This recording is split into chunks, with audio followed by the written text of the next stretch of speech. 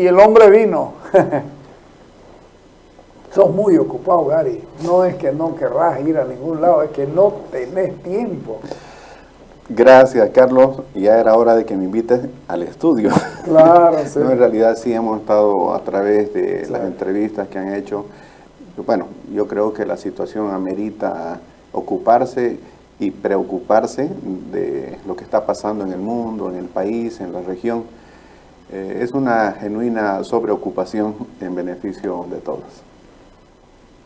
El problema principal de la exportación boliviana es increíble, se genera en el interior del país, no hay combustible.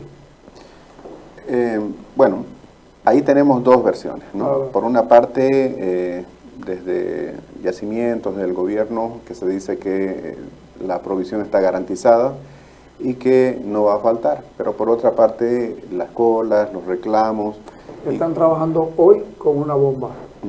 Y lo que nosotros hemos dicho es que la mejor forma de desvirtuar eso que también el gobierno dice que hay sobredemanda, que puede que sea así, se da por la incertidumbre. Entonces, pero por supuesto, la mejor forma, inseguridad. claro, la mejor forma de romper con eso es la sobreoferta. Y para eso los mercados tienen que estar saturados, los surtidores de igual forma. De acuerdo con vos. Y si a eso podemos desde el sector privado contribuir con biocombustible, creemos que no hay por dónde perderse. A ver, si se le ocurriría al gobierno permitir que otros importadores de combustible, así sea más caro, vengan y lo pongan, que haya la opción de comprar de donde se pueda, porque el combustible es más caro el que no hay, ¿no? Así es. Bueno, Carlos, estrictamente hablando, estricto sensu, de acuerdo a la normativa actual, se puede hacer eso. Se puede perfectamente importar, lo hace Manquiri y lo hace San Cristóbal en Potosí y lo hacen desde hace muchos años. Esa es una parte de la solución. El seguir importando, pero también necesitamos divisas. Lo que nosotros hemos propuesto es más bien sustituir la importación, tanto que el gobierno habla de su programa de industrialización con sustitución de importaciones.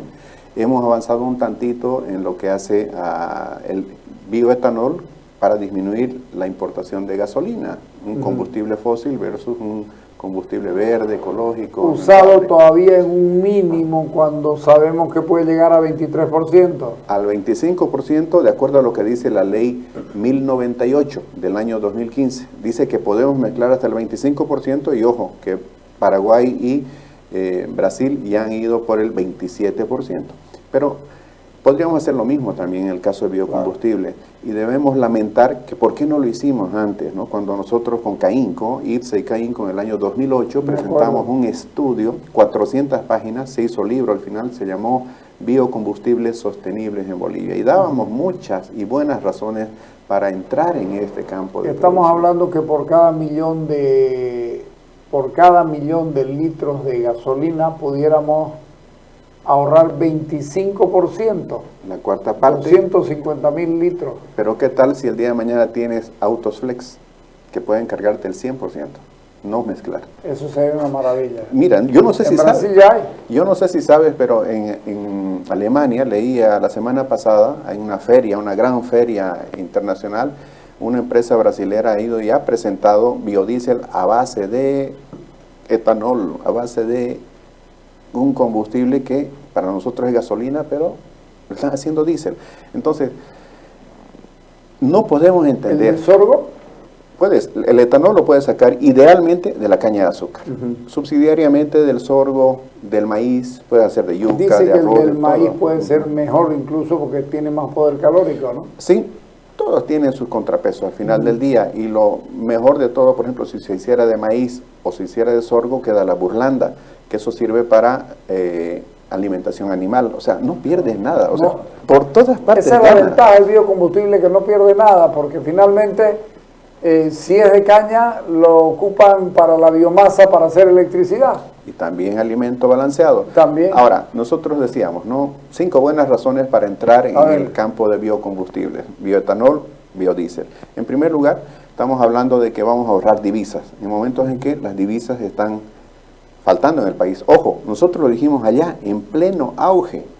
Y esa es la labor de IPSE, ¿no es cierto? Nosotros somos un think tank de que lanza ideas, lanza propuestas, estrategias, etcétera, porque nos anticipamos a los hechos. Y allá en el 2008 dijimos, es bueno que sustituyamos la importación para ahorrar dólares. Segundo, para diversificar la matriz energética. 3, se trata de un combustible renovable, más amigable con el medio ambiente, o sea, es ecológico.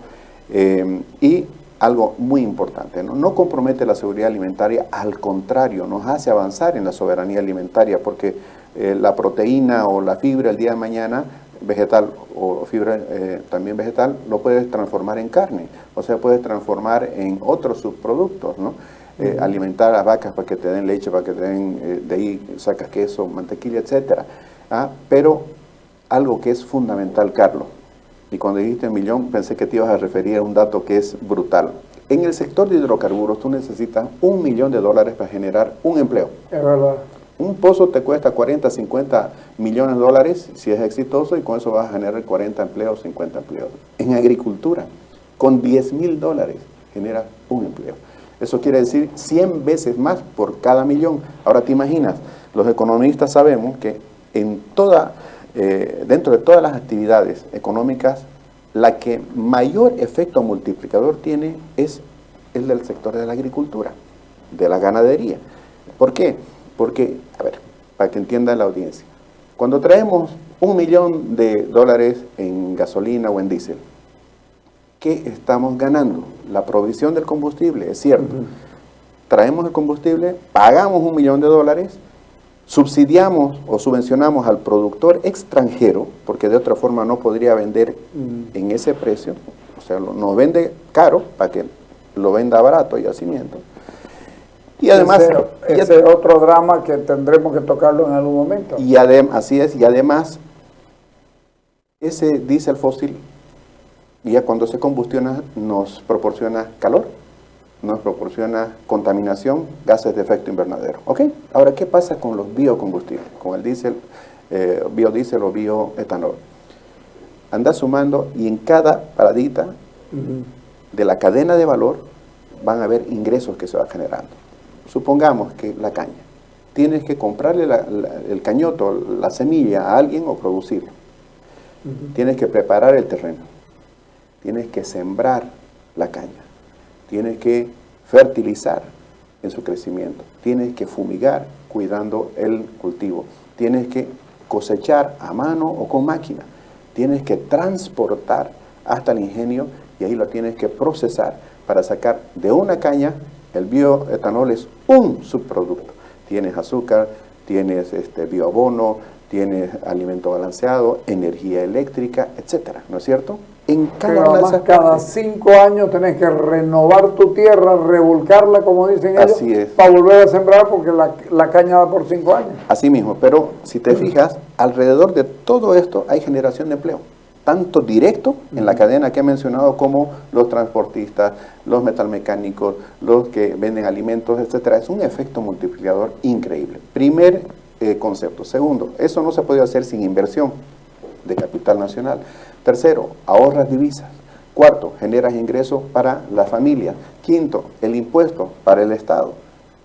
¿Dónde está el pierde? Y encima tienes un bioetanol que se hace en base a un cultivo que es renovable, que es amigable ecológica, ambientalmente. ¿Por qué? Cuando tú traes la gasolina y la quemas, te digo, aportas calor, dióxido de carbono, gas de efecto invernadero. Cuando tú produces el bioetanol, tienes por 6 a 8 meses una capa vegetal que está creciendo, y que para la fotosíntesis, ¿no es cierto?, en ese proceso de crecimiento de meses, el cultivo toma toma dióxido de carbono y emite oxígeno. Cuando la planta ya está, se la convierte en bioetanol, se quema el bioetanol, evidentemente se emite calor, se emite dióxido, gas de efecto invernadero, pero en el balance energético hay mínimo una neutralidad. ¿Eso qué quiere decir? Que ese combustible verde ecológico es más amigable para el medio ambiente que el combustible fósil. Y no hablemos de combustible, hablemos de esta mala intención con la que se está atacando el producto cruceño. Los cruceños son monoproductores, solo producen soya, como si la soya fuera dañina.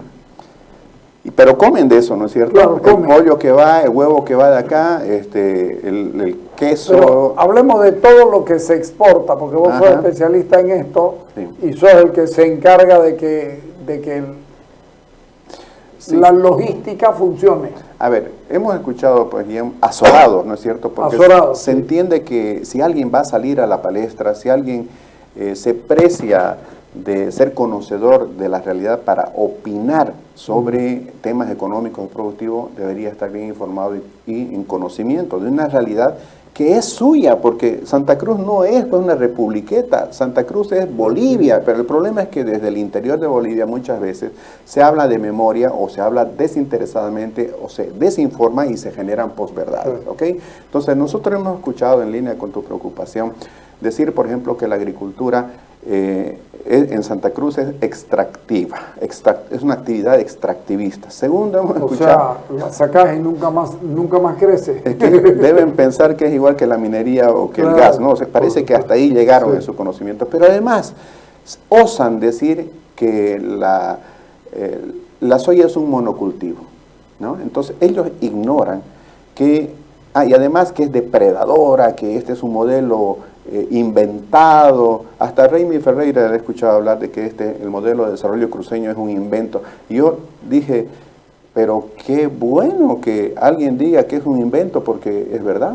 O sea, nosotros lo hicimos, nosotros lo concebimos, pero Nosotros además, lo inventamos aquí. no sé si lo escuchaste, dijo, yo no veo ninguna diferencia con lo de Paraguay. Dijo, ahí es libre mercado, es libre empresa. Y, oye, Paraguay este año está creciendo más que Bolivia. Claro. Y Brasil está creciendo más que Bolivia. ¿En base a qué? A sus agroexportaciones, a su sector Por agroproductivo. Y si para Raimi Ferreira eso no tiene ninguna diferencia con el modelo de desarrollo cruceño, que es exitoso, está reconociendo que el modelo del libre mercado, el modelo de la agroexportación, de la empresa privada, es el modelo a seguir. El modelo a seguir que tiene éxito, ¿no? Entonces, ¿qué decía yo? ¿Por qué no es un monocultivo la soya? Primero, porque el cultivo de verano rota en invierno con trigo, con maíz, con sorgo, con chía, con girasol, ¿ok? Y seguro Y con quinoa tropicalizada dentro de poco. ¿Tú sabías que para el 2030 vamos a tener 120.000 hectáreas, que son las que hoy día tenemos en todo el país? Hoy día. O sea, la verdad que, bueno, para el país también. Además, produciendo 3 veces más en productividad. 3 veces más en el peor de los casos. En el peor de los casos, exactamente, ¿no? Entonces, se ignora de que, primero, el cultivo de la soya rota. Entonces, los que no conocen, los que no saben, dicen, ay, pero la van a agotar la tierra. Estamos haciendo soya desde los años 90. Te voy a contar una bellísima experiencia que tuve, que vos seguramente la conocés. Los grupos CREA.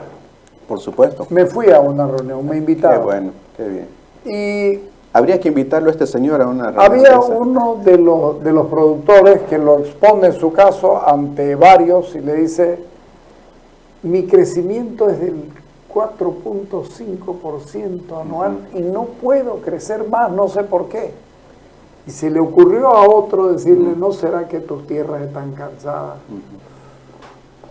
Debe haber sido nuevo el que le dijo eso, y lo miró y le dijo, ¿sabes qué? La única tierra que se cansa es la que no se la trabaja porque se endura, porque se convierte en inútil. Así es. Es bíblico. Así es. Mira, yo, así como vos... A mí me impresionaron, sí, además, el trabajo que hace esa gente, sí, y ahí tiene un montón de cultivos. Maravilloso, y que tiene que ver con uno de los valores de nuestro modelo, que es el cooperativismo, el asociativismo, porque sí, estos grupos CREA, que son grupos regionales de experimentación agropecuaria, modelo, además copiado, ¿no?, desde la Argentina, nos han traído los del sí, exterior esta experiencia. Además no les da vergüenza. No, no les da vergüenza decir nosotros lo trajimos de tal lugar. Porque nosotros hemos asimilado lo mejor de los que han venido, claro, así de clarito, y hemos construido nuestra propia realidad, ¿no? Entonces, decía que es una experiencia maravillosa.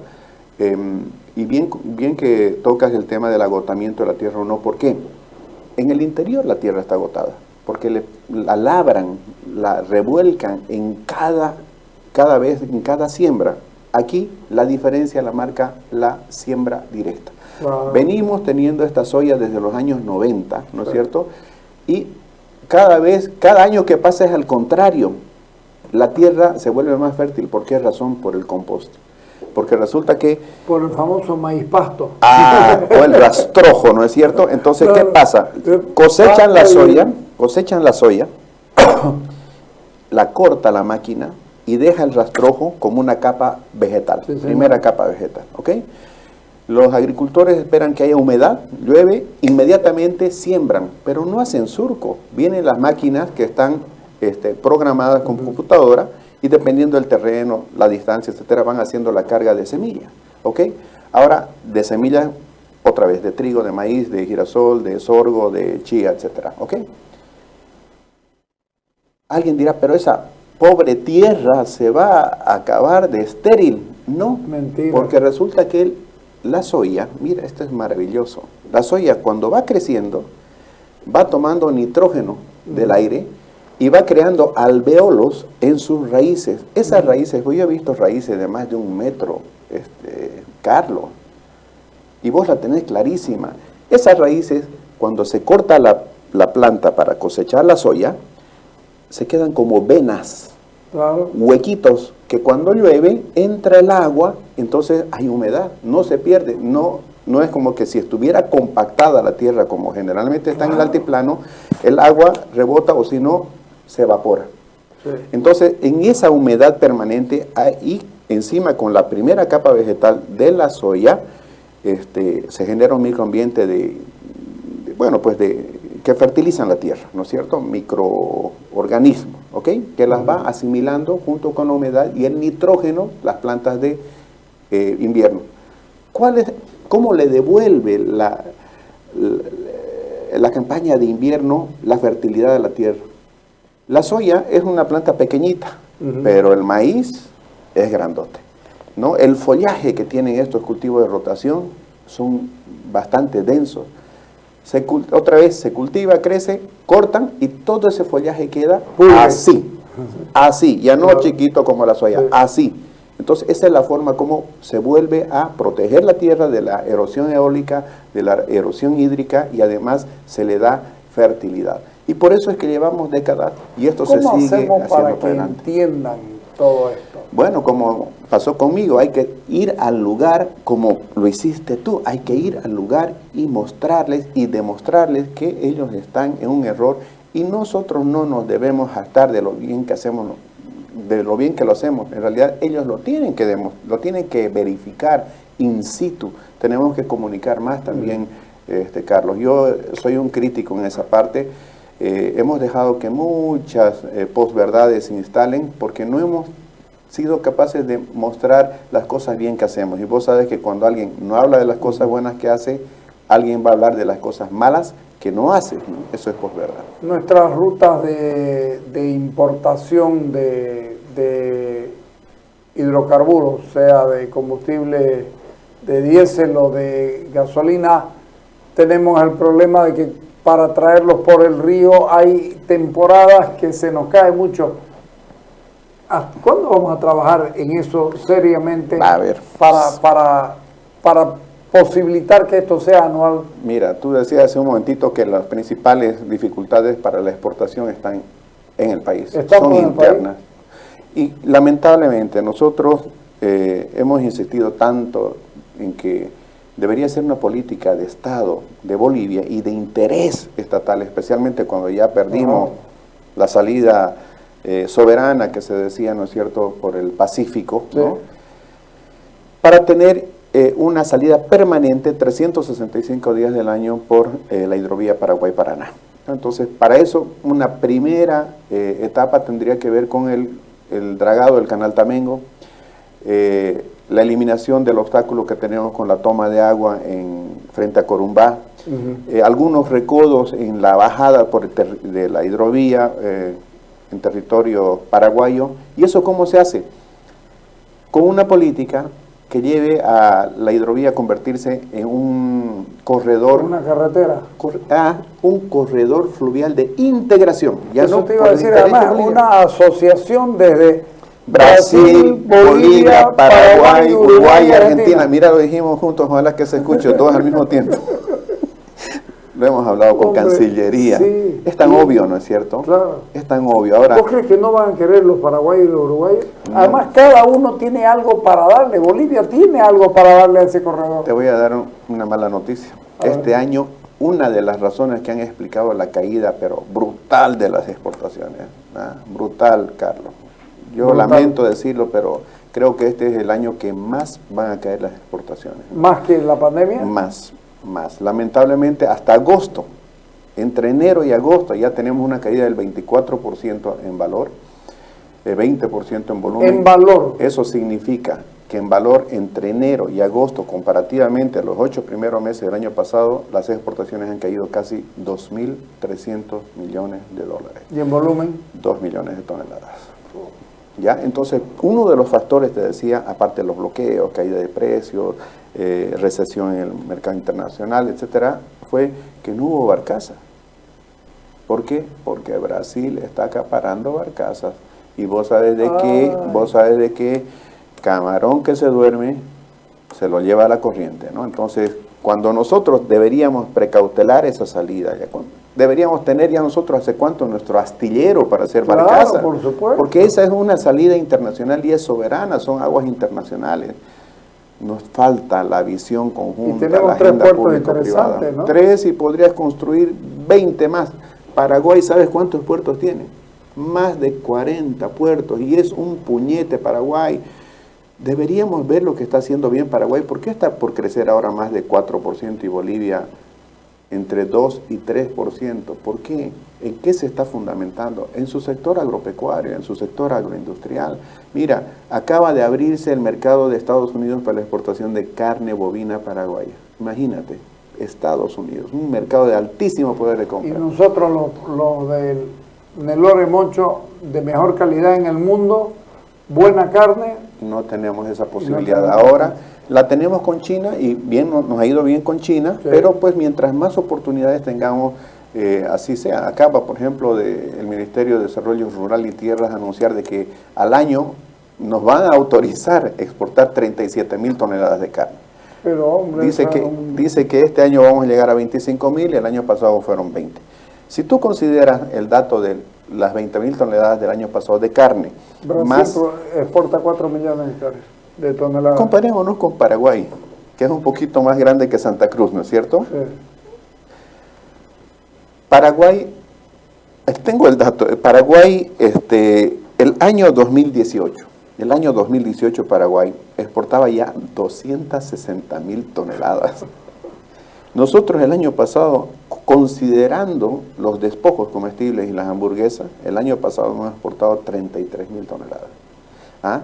Ahora, ¿cuánto exportó el año pasado Paraguay? 337.000 toneladas. Nosotros ingresamos 187 millones de dólares, que es harta plata. Pero los paraguayos ingresaron 1.733 millones de dólares.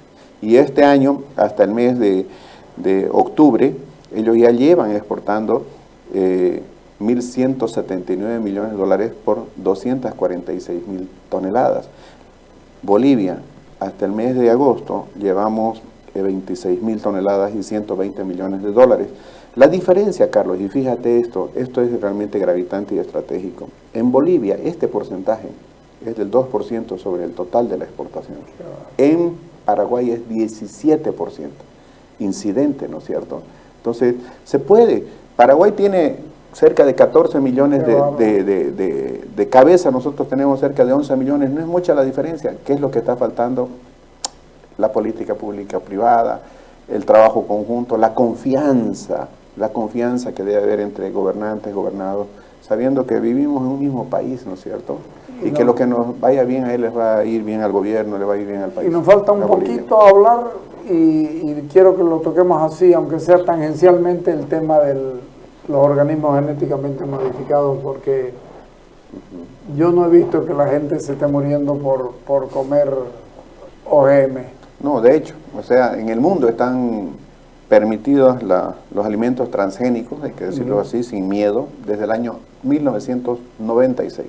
O sea, estamos con 27 años. Incluso muchos críticos han hecho mea culpa, dicen, me equivoqué. Claro, uno de los fundadores. ¿Científico? Un científico, un PhD, biólogo, biotecnólogo, que creó Greenpeace en los años 70, él se ha vuelto totalmente a favor de la biotecnología porque dijo que se habían equivocado, ¿no? Y así otro. Sin embargo, hay quienes están aprovechando Greenpeace para hacer política y conseguir recursos. Pues sabemos que tienen esa agenda, la agenda de la pobreza, nosotros le llamamos, ¿no? Ahora, en el país andamos muy lentos en esto.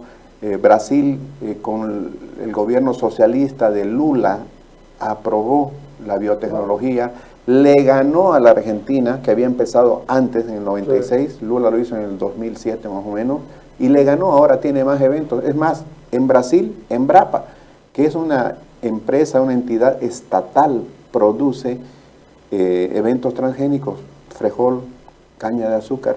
¿Y por qué lo hacen? Por 3 razones, y eso lo han dicho ya más de 160 premios Nobel. Carlos, si tú tuvieras que atenderte de una enfermedad, o la audiencia, si el hijo de alguien, de un padre que está mirando este programa, tuviera que hacer atender a su hijo de una dolencia y tuviera la oportunidad, que no sea el brujo, el hechicero, que no sea el empírico, que no sea el doctor del barrio, que no sea el mejor doctor de Bolivia, sino que sea un premio Nobel en medicina, ¿con quién nos haríamos atender? No hay pierde, ¿verdad? Sí. Bueno, más de 160 premios Nobel, principalmente médicos, físicos y químicos, han dicho 3 cosas a favor de la biotecnología y los transgénicos. Primero, que se ha comprobado que estos alimentos transgénicos, dice, son tan o más inocuos que los alimentos que se producen convencionalmente porque se utilizan menos plaguicidas, menos herbicidas, menos insecticidas, menos fungicidas.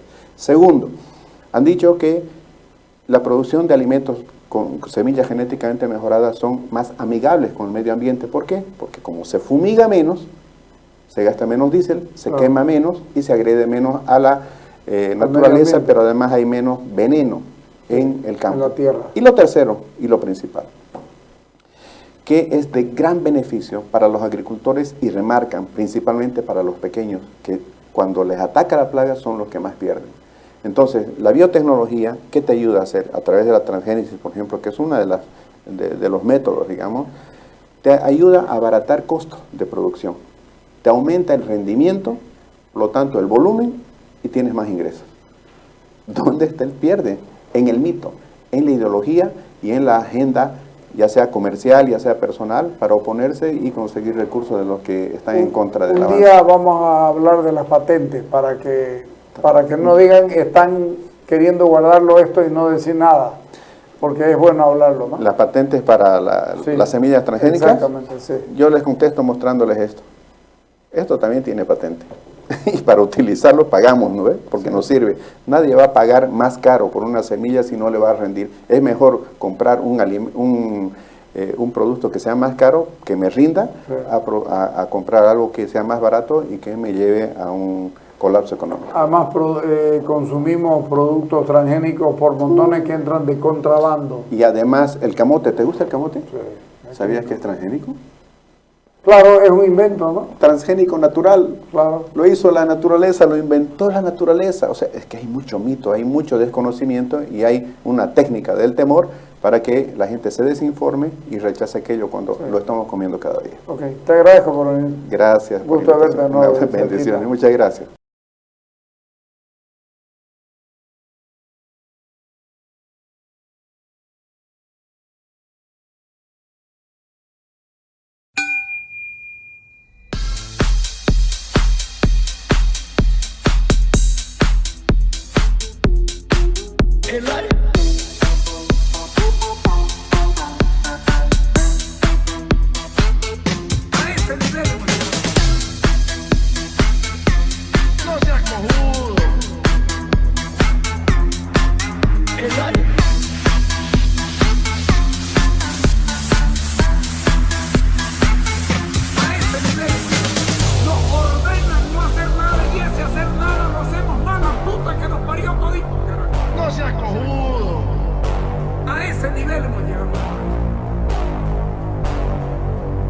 Será el país de mierda este que nos tocó.